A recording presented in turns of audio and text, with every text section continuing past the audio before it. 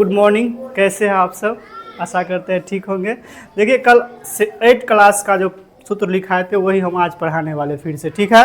एक बार तुम लोग भी देख लो, जो सब नहीं आई थी कल वो आज फिर से देख लो और कल से उसको कल सुनेंगे उसको, ठीक है। सबसे पहले क्या बताए थे? घन के बारे में बताए थे। बोल सकते हो तुम सब भी। क्या बताए थे? घन। घन में सभी भुज आपस में क्या होता है? बराबर। देखो कमिंग। घन में घन के सभी भुज आपस में बराबर होते हैं। ये हमारा क्या है? घन है।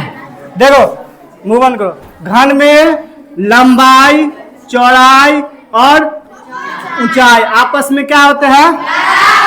बराबर होते हैं, ठीक है। ये हो गया ऊंचाई, ठीक है। तो तीनों के मान क्या होता है आपस में? यहाँ लिख देते हैं लंबाई बराबर, चौड़ाई बराबर, ऊंचाई। इसका मतलब होता है कि तीनों मान आपस में क्या होगा? बराबर। तो सबसे पहले बताए थे घन का आयतन। क्या बताए थे? घन का आयतन। आयतन आयतन क्या होता है? भुजा क्यू या एल क्यू। भुजा का दूसरा नाम क्या है? क्यू। एल क्यू इसको क्या बोलते हैं? या एल क्यू, ठीक है। या करके इसको लिख देते हैं भुजा के क्यू, ठीक है। ये हो गया था। दूसरा है घन का सभी पृष्ठों का क्षेत्रफल। घन के संपूर्ण पृष्ठ का क्षेत्रफल क्या होता है? 6L²। क्या होता है? देखो घन, देखो 6 क्यों होता है? क्योंकि घन जो है 6 सतह से मिलकर बना होता है। 6 सतह से 6 गो वर्ग मिलेगा तब क्या होता है? एगो घन तैयार होता है। समझ में आ गया? इसीलिए वर्ग का आयतन कहती, वर्ग का क्षेत्रफल होता है भुजा स्क्वायर। क्या होता है? तो देखो घन बना है एक सतह ये हो गया, एक उस साइड से, दो सर, एगो ऊपर से, एगो नीचे से, एगो बैक से, एगो इस साइड से। तो 6 गो सतह हुआ। तो घन का पूछेगा सभी सतह का क्षेत्रफल निकालने के लिए तो क्या बोलेगा? 6L²। क्या बोलेगा? देखो तो घन का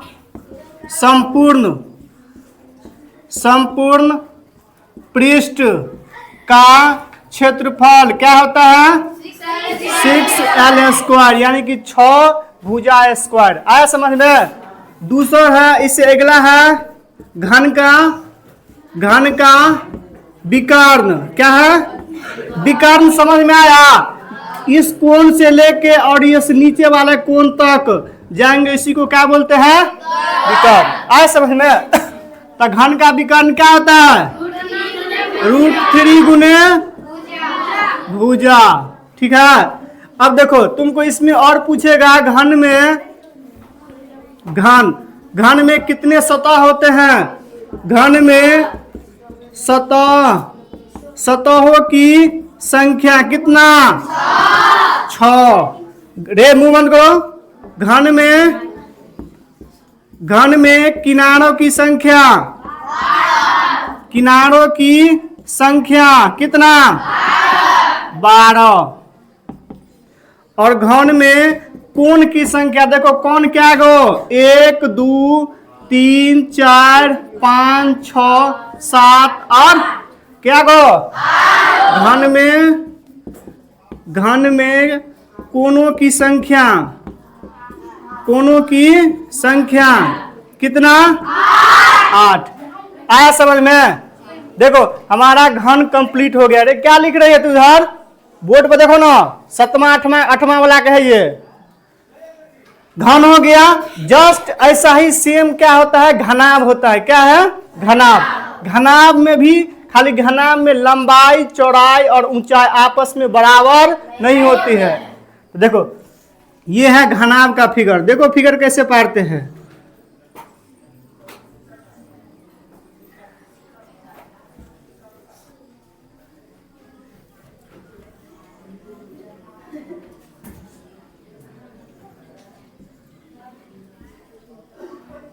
ये क्या है? घनाभ। घनाभ देखो, घनाभ जो है 6 गो आयत से मिलकर बना था। कितने आयत? 6 गो आयत से। इसलिए घनाभ में कितने सतह? 6। कोण की संख्या? कोण कितना? तो 12 कहां से आ गया फिर? कोण कितना? 8। और किनारा? देखो जैसे वर्ग में घन में होता है उतना ही घनाभ में होते हैं, लेकिन अंतर एक ही है कि घन में सभी भुजा आपस में बराबर होते हैं और घनाभ में सभी भुजा का मान अलग अलग होता है। आए समझ में? देखो इधर, तो ये हो गया, इसको L मान लेते हैं, ये L हो गया, यहाँ ये B हो गया, ये क्या हो गया? H हो गया। तो सबसे पहले चलते हैं घन में, घनाभ में। घनाभ का आयतन, आयतन क्या होता है? LBH। L के मतलब लंबा, B के मतलब, H के मतलब, हाँ, तो इसीलिए क्या होता है? LBH। L गुने B गुने H। इसके बाद है घनाभ, घनाभ का संपूर्ण, घनाभ का संपूर्ण पृष्ठ का क्षेत्रफल क्या होता है? कौन बताएगा? 2 into LB plus BH plus HL। क्या होता है? 2 into LB plus BH plus HL। आ समझ में? देखो 2 into LB plus BH plus HL। इसके बाद है घनाभ का विकर्ण। क्या है?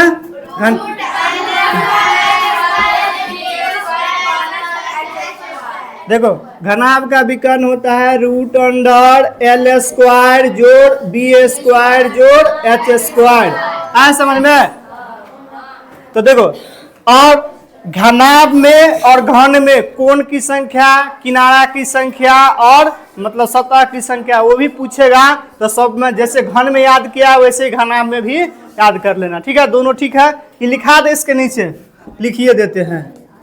देखो घनाभ में कोणों की संख्या, क्या गो? कोण, कोण क्या गो?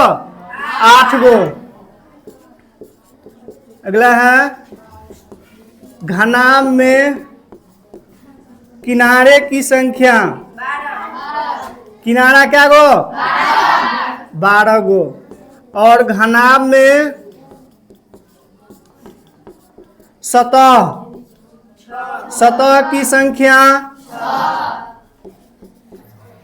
6 गो। आज समझ में? अब एक बार और रिवीजन करवा देते हैं, इसके बाद ये तो याद करके ही आया होगा घर से। ठीक है? जो सब नहीं आए थी कल और नहीं आया था लड़का में, तो उस पूरा याद करेगा। ठीक है?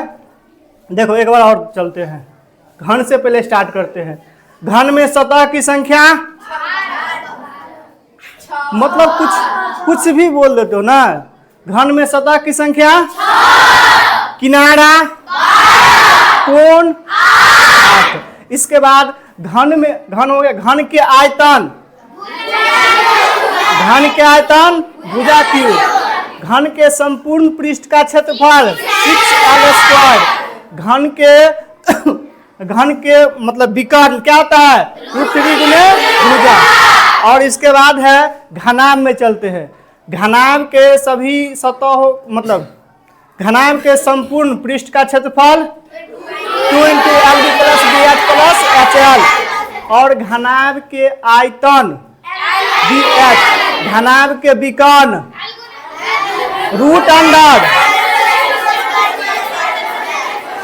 रूट अंडर L स्क्वायर जोड़ B स्क्वायर जोड़ H स्क्वायर। आज समझ में? घनाभ में सतह की संख्या 6, कोण की संख्या, किनारा की संख्या। आज समझ में? इतना तब तक जिसको जो नहीं नोट किया नोट करो, जिसको याद नहीं अभी सुनेंगे जस्ट कल वाला। देखो जरे आगे चलते हैं। आगे है एक और सूत्र है जिसका नाम है बेलन। रे मूवमेंट करो, इसका नाम क्या? बेलन है। क्या है? देखो बेलन और एक ड्राम देखे होगे, ड्राम देखता है इतना बड़ा गोला वाला जिसमें मिट्टी तेल रहता है, वो सेम रहता है बेलन की तरह। आए समझ में? नहीं तो गैस सिलेंडर देखा है, वो भी बेलन। ऐसा समझ में नहीं नहीं करियो। देखियो बेलन कैसे होता है, गौर से देखो इधर,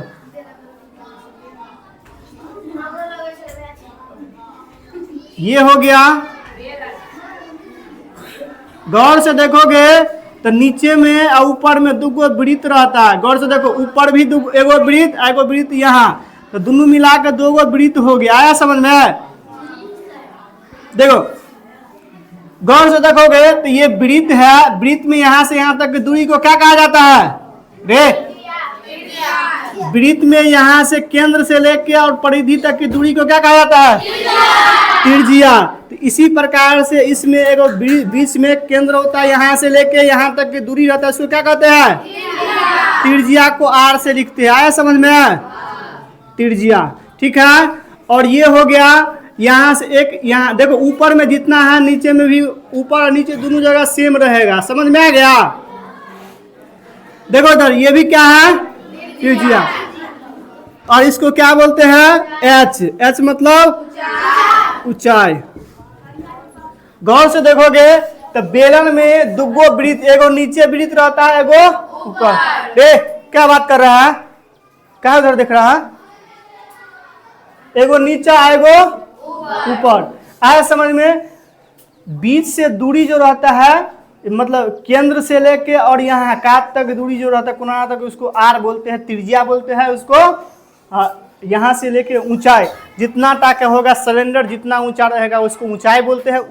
ऊंचाई को एच से डिनोट करते हैं। समझ में आ गया? तो इसमें भी तीनों को फॉर्मूला होता है। बेलन का आयतन, बेलन का वक्र पृष्ठीय क्षेत्रफल, बेलन का संपूर्ण पृष्ठ का क्षेत्रफल हो गया। देखो सबसे पहले है बेलन।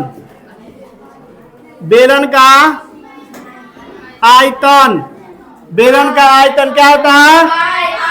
पाई आर स्क्वायर एच। क्या होता है? पाई आर स्क्वायर एच। रे क्या बात कर रहा है तू? बेलन का आयतन पाई आर स्क्वायर एच। आया समझ में? इसके बाद है बेलन का पृष्ठीय क्षेत्रफल। पृष्ठीय क्षेत्रफल क्या होता है? 2 pi r h. 2 pi r h square, 2 r h. इसके बाद है रिमूवन करो। इसके बाद बेलन का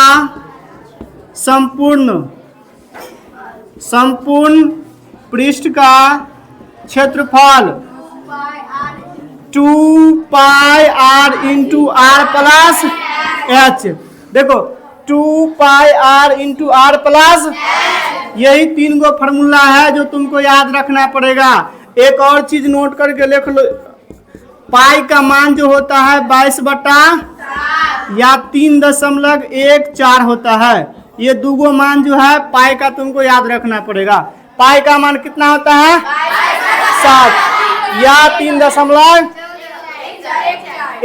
दशमलव के बाद के अंक को 2 अंक में नहीं काउंट किया था, एक अंक लेके बोला गया। देखो दशमलव के बाद 3 दशमलव, इसको 14 बोलोगे तो गलत बोलेगा, ठीक है। इसके लिए 1 और 4 का इस्तेमाल किया जाता है, ठीक है। और पाई का मान रेडियन में जो है 180 डिग्री होता है। कितना? 180 डिग्री। ये भी होता है रेडियन में। किसमें? रेडियन,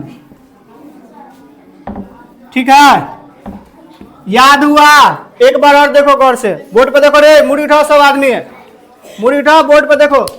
बेलन के आयतन क्या होता है? पाई आर स्क्वायर एच। बेलन के पृष्ठीय क्षेत्रफल क्या होता है? 2 पाई आर। और बेलन के संपूर्ण पृष्ठ का क्षेत्रफल 2 pi r into r plus H.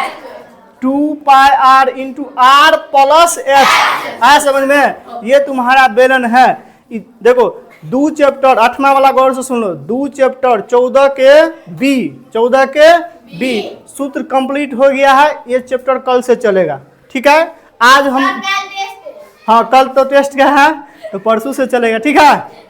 लेकिन सूत्र सुनेंगे नहीं तो देखियो कथी है, समझ लिया? काल नहीं तो परसों सुनबे ना तो देख लियो कथी ऐसे स्वागत है।